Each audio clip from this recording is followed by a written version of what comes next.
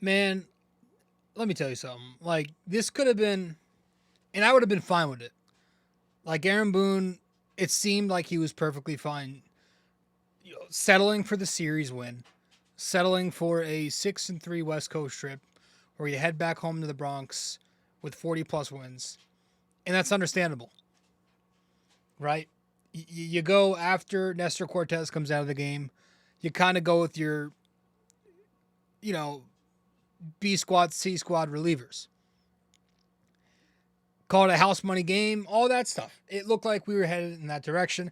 I was setting up the post game podcast graphics with a loss on some of these graphics. And then this lineup comes and it flips around to the top of the lineup again in the top of the ninth inning. And they just remind everybody who this Yankees team is. They remind you why this team is 42-19 overall, right? You get Volpe doing what he's doing. You get Juan Soto. Well, I mean, yeah. Yeah, no shit, they won 5 in a row. They go 7-2 out west. 42-19 overall, folks.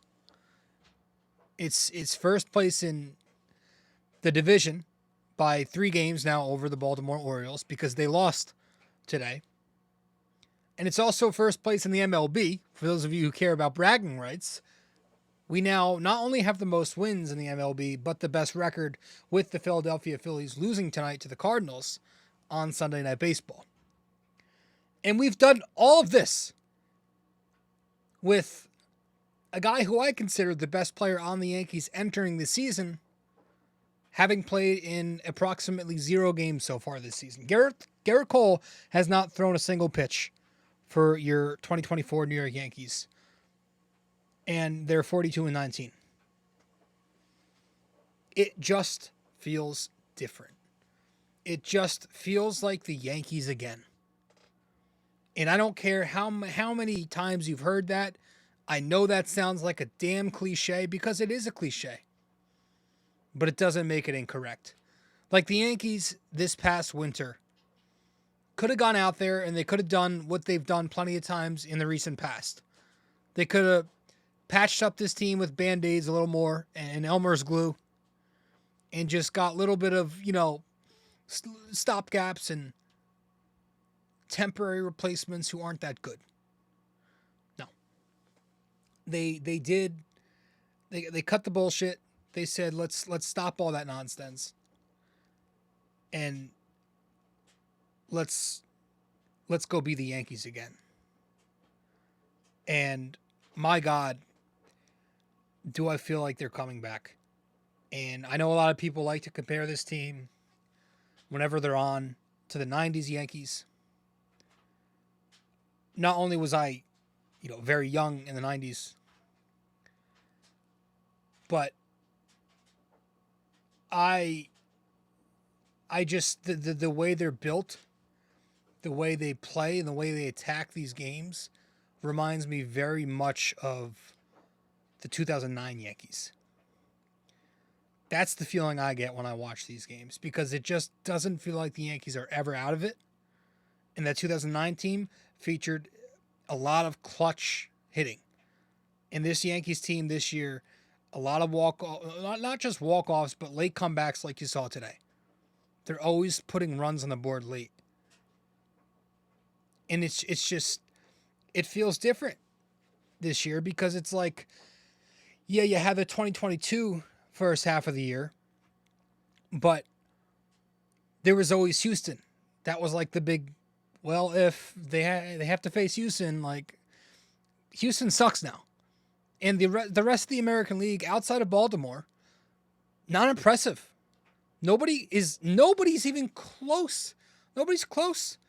I'm not scared of the Guardians.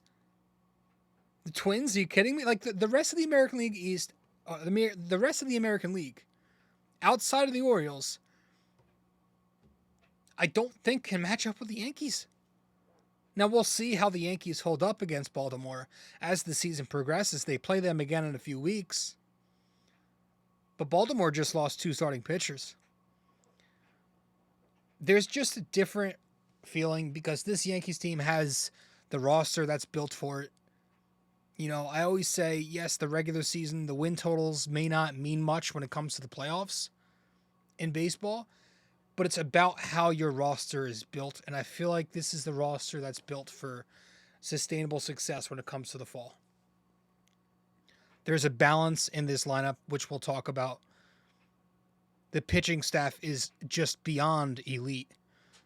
I mean, you got Clark Schmidt who goes down, and all of a sudden this guy Cody Poteet comes in, puts together his second quality outing. The bullpen's a little shaky, but I'm sure the Yankees are going to get some help there. Canely is back. You know, they've got to have Frost on the bend. They're going to make trades at the deadline. It just feels different. And when the Yankees are rolling like this, everything just feels so much better in life. Life is better. Work is better. Food is better.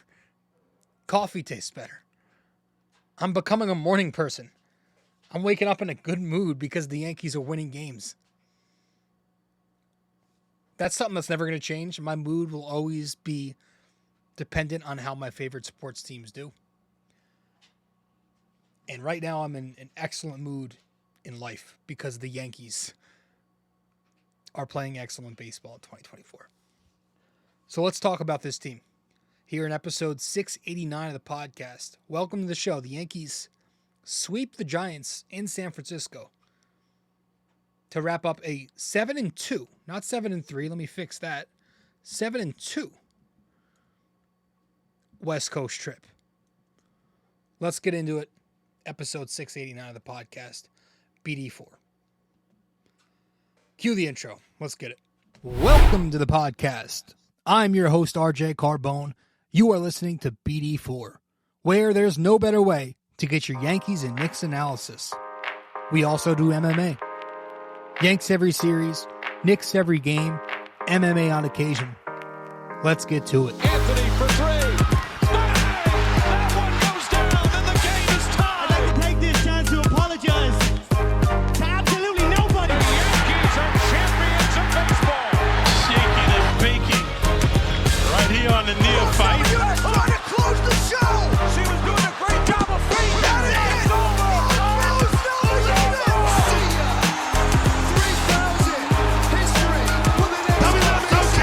Don't you regret not coming to the net? Don't you regret not coming to the net?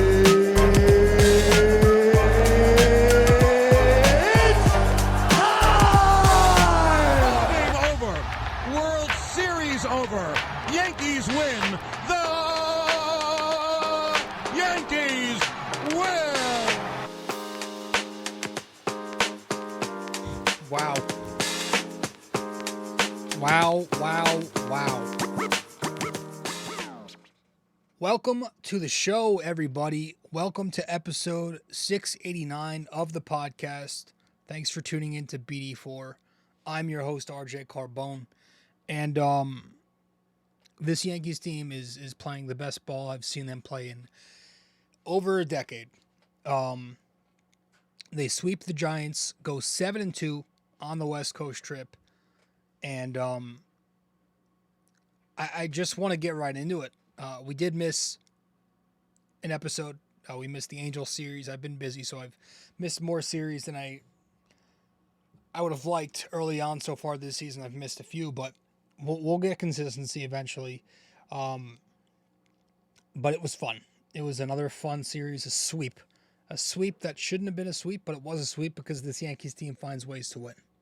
And when you find ways to win, which was the exact opposite of what they did last season, you're usually, there are good things in the future for you. Before we get into the actual series itself, some injury stuff, in-house stuff. Garrett Cole will begin a rehab assignment. He starts tomorrow. Tuesday with the Somerset Patriots double A ball. He's going to make his first rehab start. The Yankees are saying, I don't think it's official, but that he might only need 2 rehab starts. And they said that there is now a target date for Garrett Cole's return. Entering right after the injury news was reported, like way back in spring training when he got the news, and once everybody found out it wasn't as bad as it initially sounded like, I was saying All-Star break was probably a target. Folks, Garrett Cole and the Yankees are targeting June 14th, the start of the Fenway series, for Garrett Cole's return. So that's amazing. You hope they're not rushing it, and I just, can't imagine they're rushing it, because they know they're in a position where they do not have to rush it. So Garrett Cole, I'm sure they're letting him run the show here, but also keeping precautions on it. June 14th is right around the corner. That's 2 weeks. Less than 2 weeks. So he'll be back, likely, if all goes well, knock on wood, by that series. DJ LeMahieu returned in the previous series against the Angels. He played in all 3 of those games, and then played in 2 out of the 3 in San Francisco this past series. Ian Hamilton also returned during that Angels series, made an appearance in Game 3 against LA, and then made an appearance once in this series as well, I think Game 2. Also, while we were out, Clark Schmidt went down with an injury. He'll be out a long time. That's unfortunate. He was having a really good season. Was finally starting to show his potential. Cody Poteet was called up because Clayton Beeter is injured. I'm assuming it would have been Clayton Beeter's job.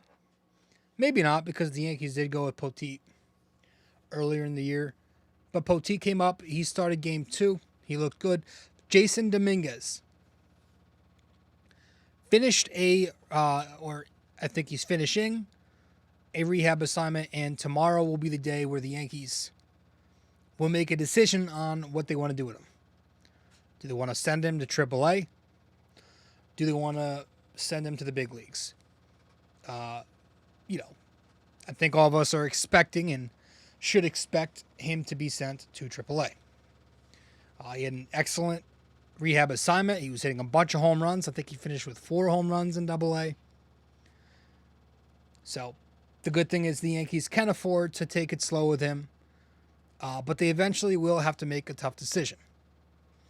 Of course, things can happen between now and when they have to make that decision. Injuries can happen, underachieving, things can happen. But eventually they're going to have to make a decision on Dominguez regarding the second half of the season.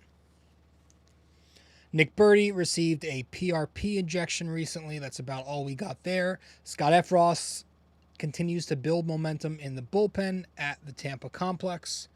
And then Lou Trevino still not throwing. So those are your injury updates. And again, we missed the Angels series. So I did tip my cap to the 3 cap tip winners. That made no sense. But, if you follow the podcast, I tip my cap to a position player, a starting pitcher, and a reliever each series. And in the Angels series, I saluted Juan Soto, Luis Gil, and Tommy Kahnle. It was Gil's 5th, Kahnle's 1st. And that was that. Let's talk about this Giants series, and let's do that as soon as we return from our first break here on BD4. Stay with us. We'll be right back. Hey there. Thanks for listening in so far. If you enjoy this episode, please give us a 5-star rating and review on Apple Podcasts. And if you're on YouTube, don't forget to like, comment, and subscribe. Thanks so much.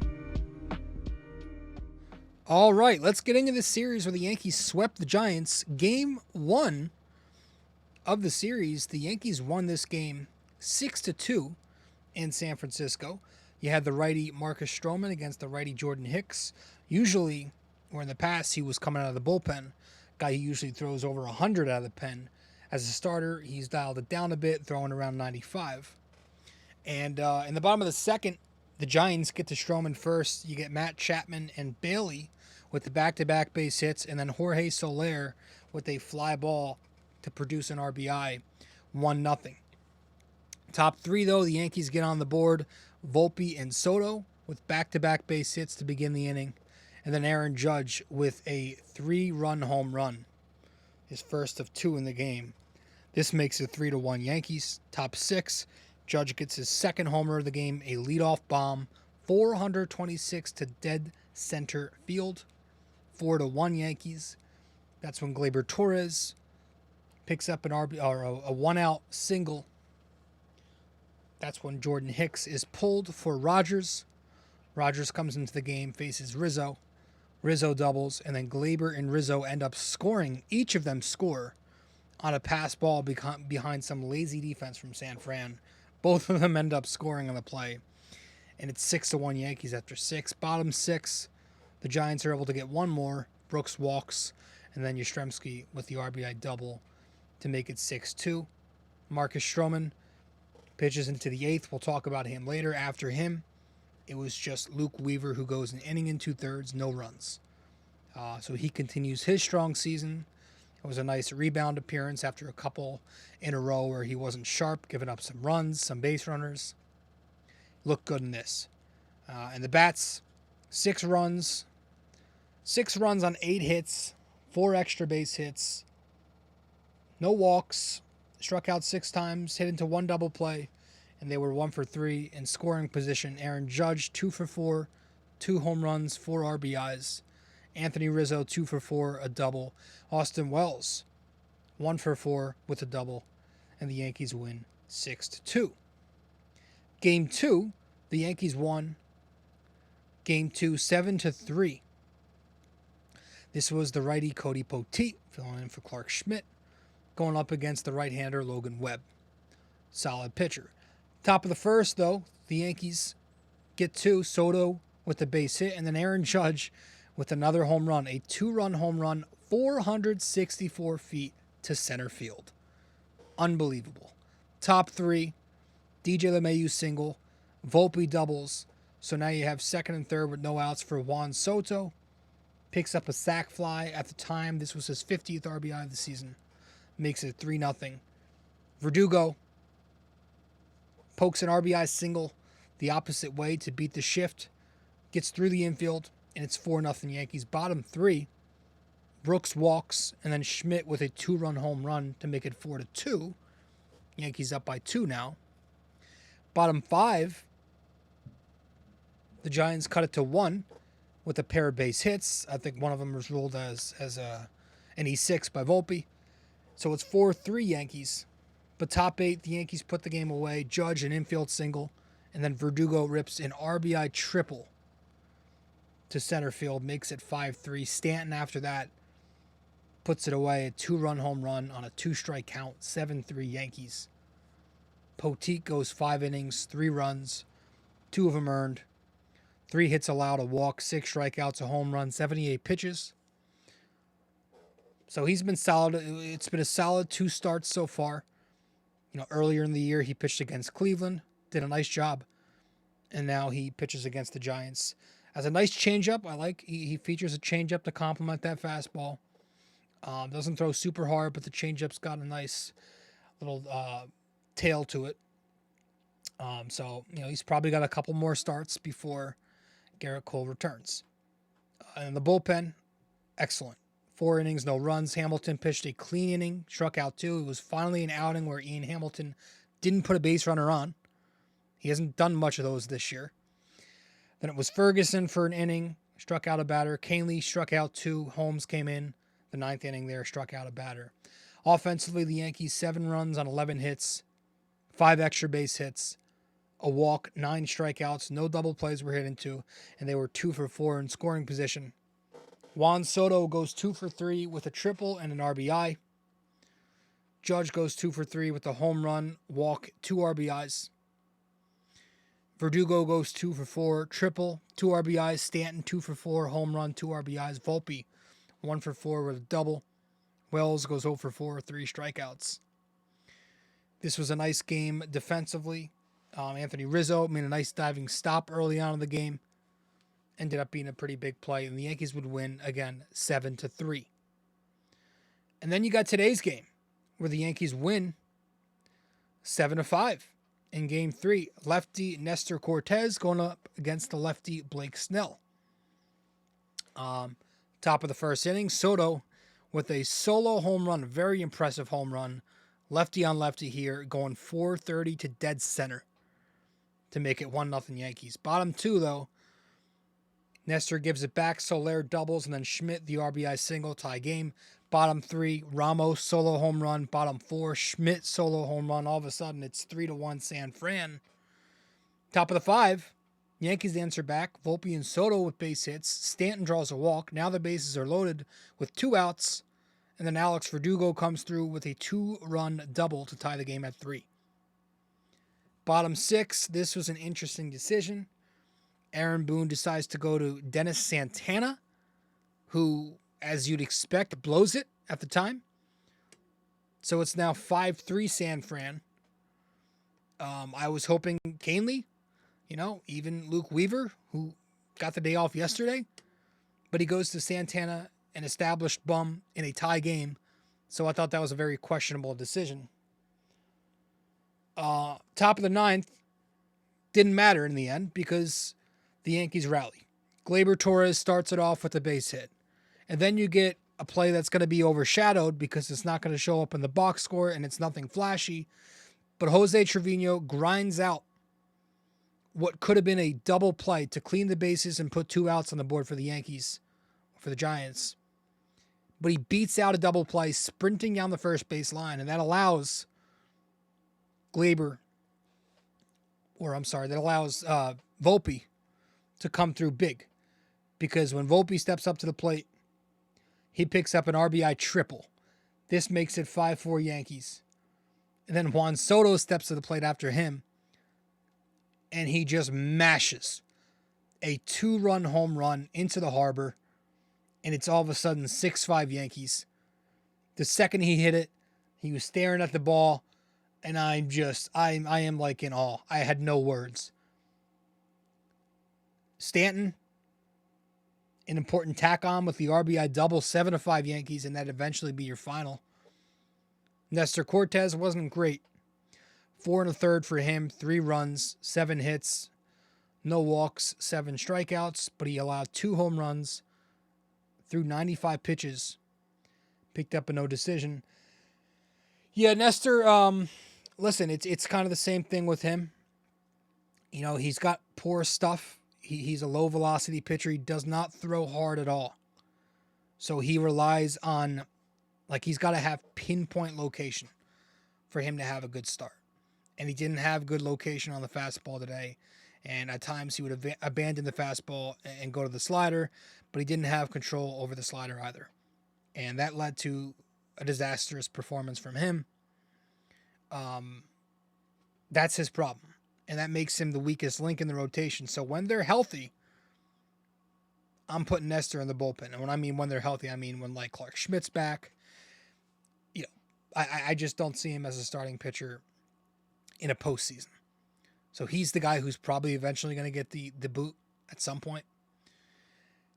Because, he's been, listen, as the worst starter on the staff, you take it, right? I think we're kind of getting spoiled at times, but one thing that rubs me the wrong way about Nestor is he's done it a lot this year where he fails to get a shutdown inning or he eventually just surrenders the lead that you give him. And he's doing that a few times already. And it's usually on the road. Like Nestor Cortez at home, very good. Nestor Cortez on the road continues to be a problem. But then the bullpen came in and they won 4 2/3, 2 runs. Again, Santana was bad, but after him, those guys got it done. Gonzalez, Tonkin, Holmes were good. Shout out to Michael Tonkin for going multiple innings there, holding it down while the Yankees were trailing, keeping the differential at 2 runs. He could have easily let this thing out of hand, just went out there and chucked darts, but he did the job, and he kept the mentality up, and kept this team in the game, and he gave the Yankees a chance, and they used that chance, and they jumped because the Yankees finished this game with 7 runs on 11 hits, 5 extra base hits, 5 walks, 12 strikeouts, and they were 3 for 11 with runners in scoring position. They did a nice job on Snell, 3 runs and 4 2/3 on him. They put eight runners on base. They got to him early. They got him out of the game early. He did have the injury. But yeah, Snell struggled this year. You know, he's a pitcher who's always been an every other year guy. He didn't have a spring training, so he missed camp because he was trying to get more money. And that's affected him already with a couple injuries on the season. And he's not pitched well when he's been healthy. And they did a nice job on the pen. In particular, they hit Camilo Duval. That's a damn great reliever. A good young reliever who throws high velo. But they hammered him. They got some good hits off him. Volpe, Soto. So, good to see the Yankees do the job there. Juan Soto goes 3 for 5. 3 RBIs, 2 home runs. The bunt single. Smart baseball there. Anthony Volpe, 2 for 5. Triple RBI. Judge, 2 for 3. 2 walks. Stanton, 1 for 4. Double, walk, RBI. Verdugo, 1 for 4. Double, walk, 2 RBIs. And the Yankees win 7-5. Let's tip our caps when we return from our second break here on the show. Stay with us. Be right back. You can follow us on social media as well. On Instagram, we're at BD4Pod and at Rob J. Carbone. On X, we're at BD4Pod and at RJCBD4. And on Facebook, we're BD4.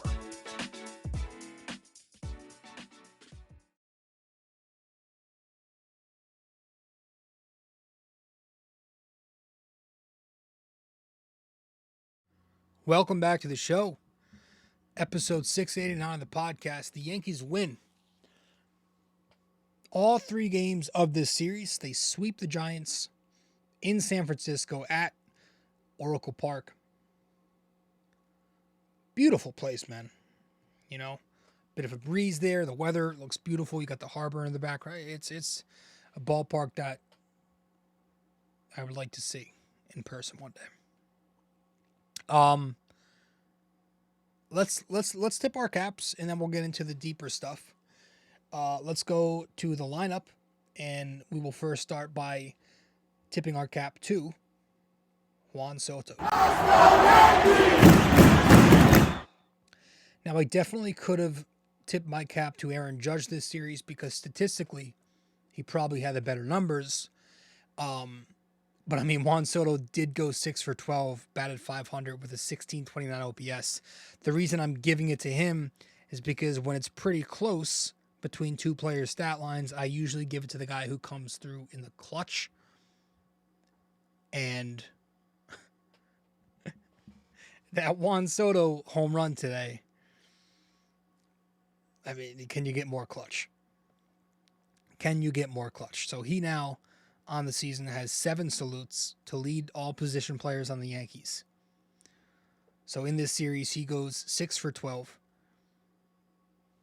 A triple, 2 home runs, 3 singles, 4 RBIs, 4 strikeouts, 5 runs scored, 14 total bases in 3 games. He continues to play every day. 61 games in, he's played in all of them. Batting .322 on the year. That's something that, listen, you got the on base, Juan Soto, everybody knows that, .417, right? The slugging .614, that gives him a 1031 OPS. 11 doubles is cool, 17 homers.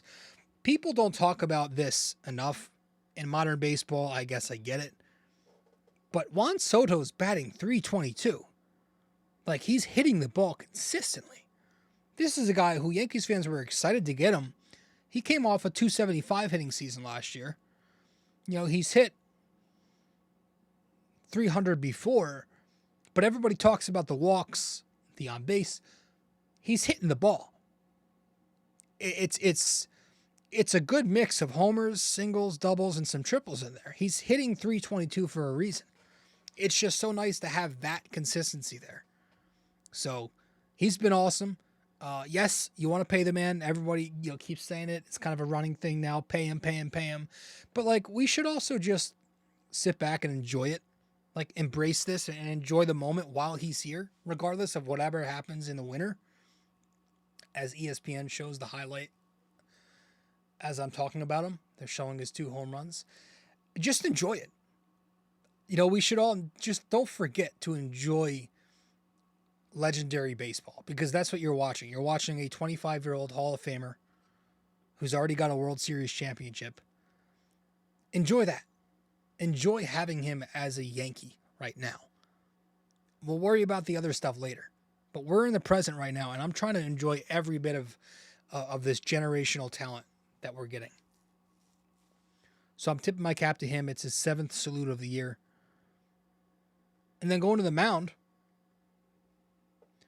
tipping my cap to Marcus Stroman for showing up in Game 1 of this series. Marcus Stroman against the Giants in Game 1, 7 1/3 innings, 2 runs, only 2 strikeouts, 2 walks, 6 hits. None of them were homers. 5 of them were singles. 1 double, 91 pitches, and he got the win. Another excellent start from Marcus Stroman in what's been an excellent season for him. And recently, what I like best about Marcus Stroman is, of course, he's pitching again. He continues to pitch versus throw, right? He's staying outside the zone and staying away from the middle, but he's still throwing strikes while he's doing that. He's walking less batters lately, and that's helping him go deeper into games. And in this game, it was most important that he went deep because you got Cody Poteet the next day, so you don't exactly know what you're getting. So the fact that he was able to pitch into the 8th inning and even get an out into the 8th inning probably could have went a little more if he kept him out there, Boone. But that was important. So Marcus Stroman, another great start. That's now 5 on the season for him. 5 cap tips. So I've tipped my cap to him 5 times on the year. Absolutely deserves it. Let's go to the bullpen. And in the bullpen, I'm going to tip my cap to Clay Holmes.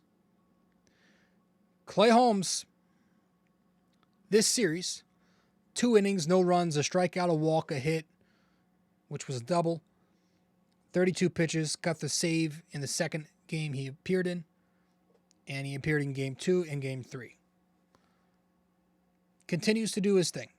He now leads the Yankees. He's been leading the Yankees with 8 salutes on the season. He's rebounding nicely after that debacle of an outing where he finally gave up earned runs and he allowed 4. Right? Was it against the Padres? I forget. But he's rebounded nicely since then.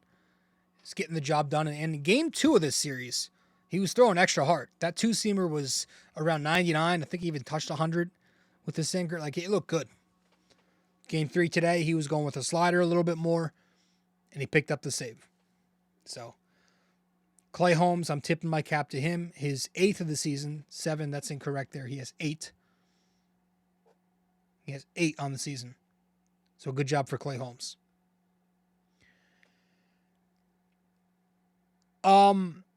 Yeah, this again, it just feels a little bit different, and it's the best part of this team. I thought the best part of this team, because the best part of every Yankees team in the past number of years has always been their bullpen.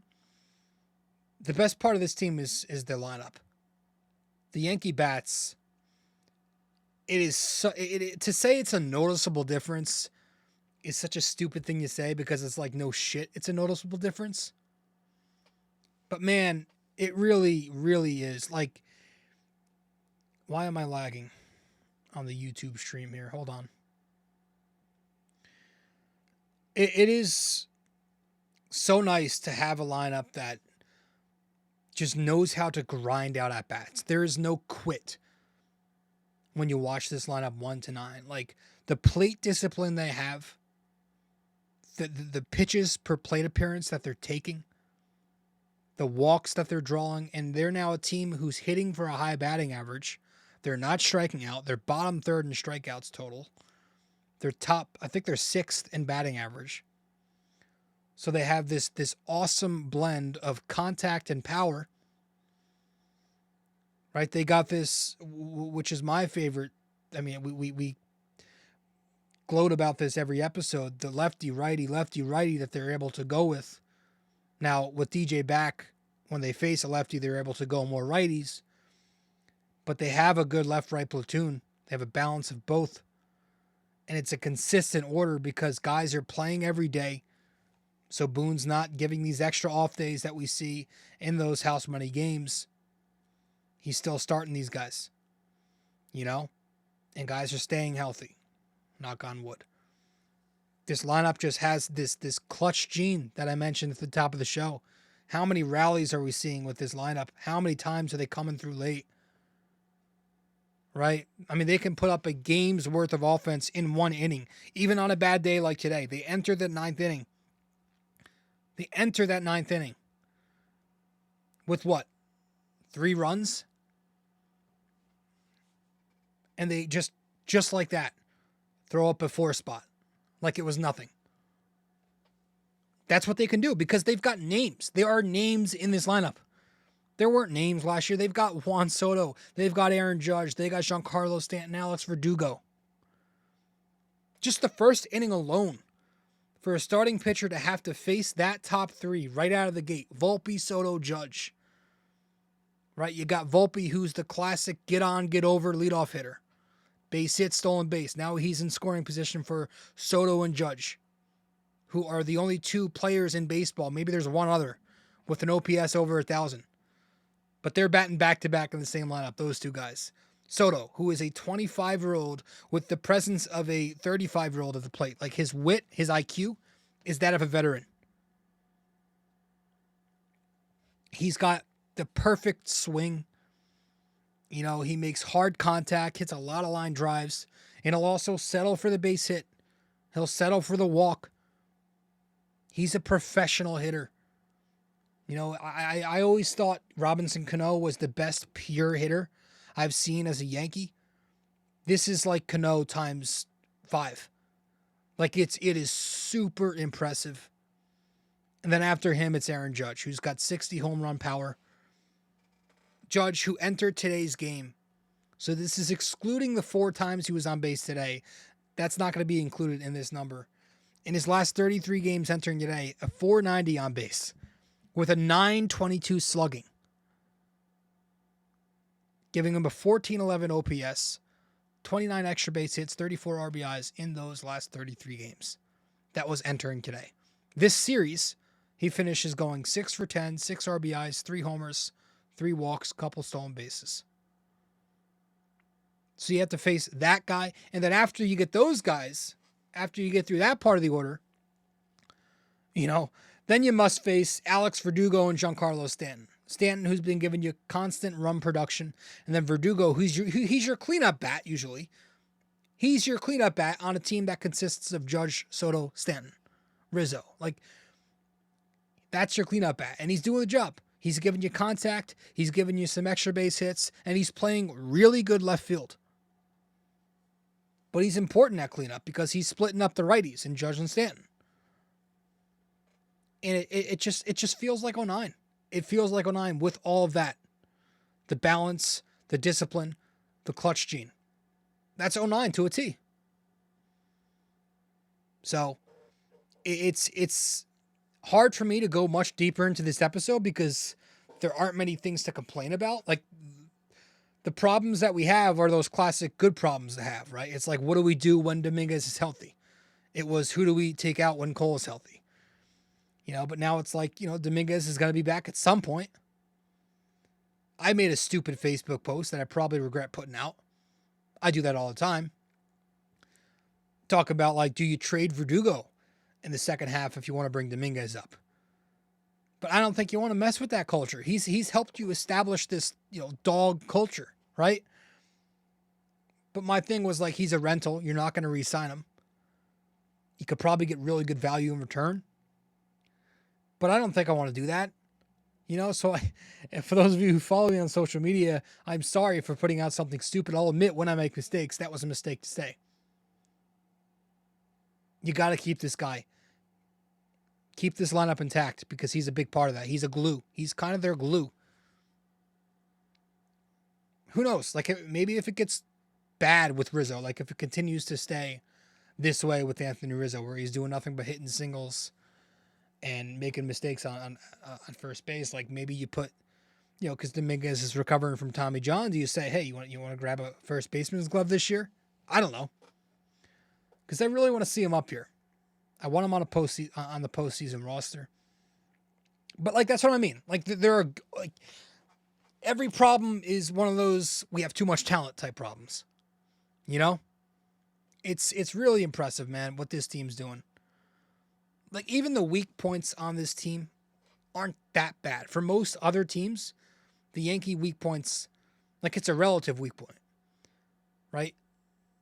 Like you can address the Rizzo thing if it gets bad, but like you're winning right now. You know, you have the depth to where you can afford to not play him down the stretch. DJ LeMahieu is one of your weak points right now. He just got back. He's batting in the bottom of the order. He's got 333 on base so far, and he's playing good defense. Like, if it gets bad, again, you have the depth to where you don't have to play him.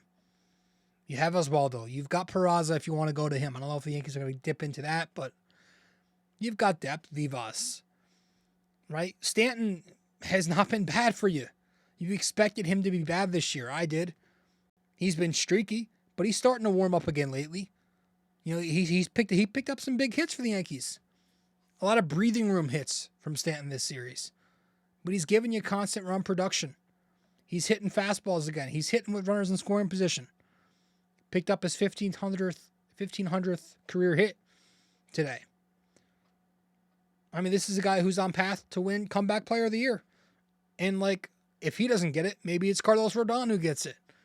That's where we are right now. Good problems to have.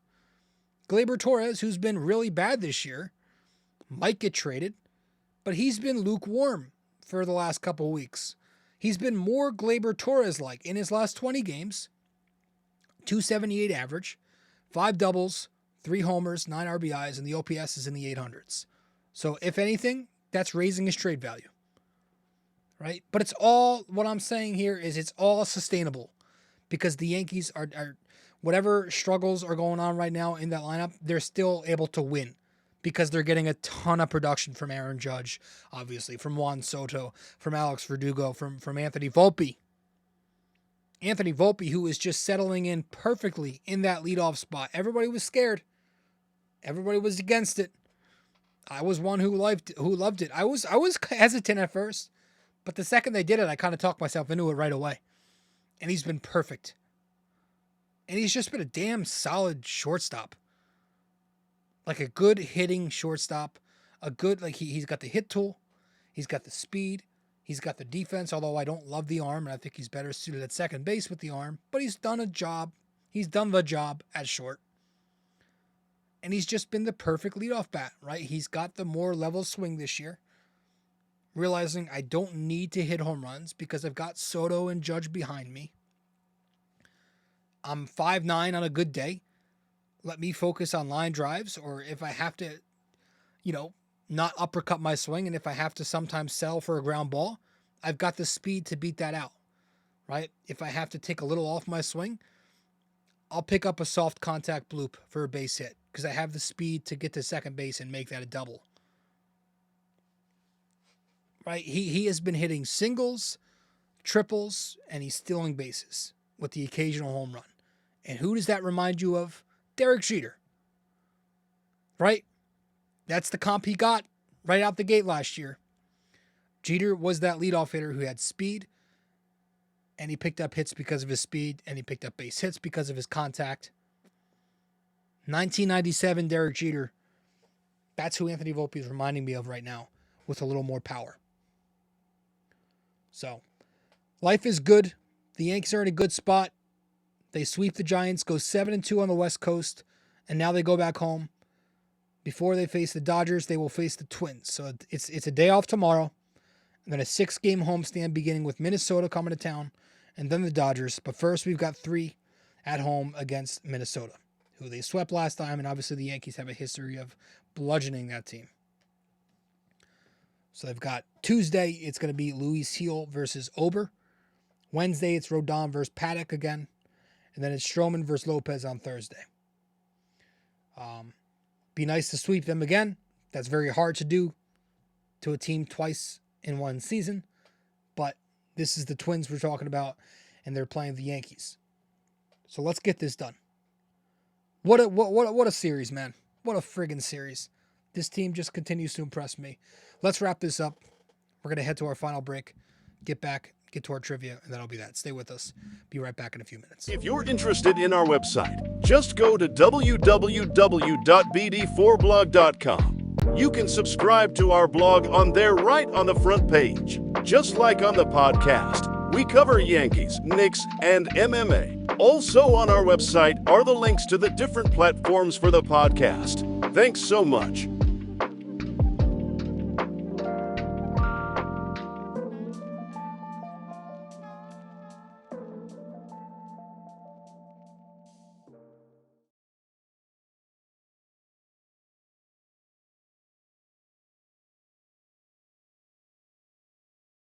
Studio 69 Productions is a podcast production agency created by Leo Rodriguez to allow content creators to market their podcast.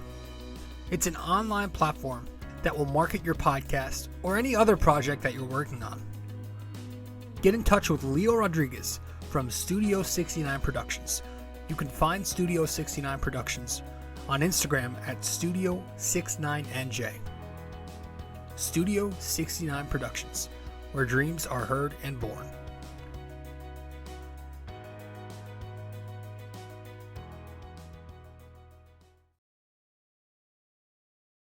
Thanks for listening to BD4, where there is no better way to get your Yankees and Knicks analysis. We also do MMA, Yanks every series, Knicks every game, and MMA on occasion. Okay, let's wrap this up with our trivia question of the day.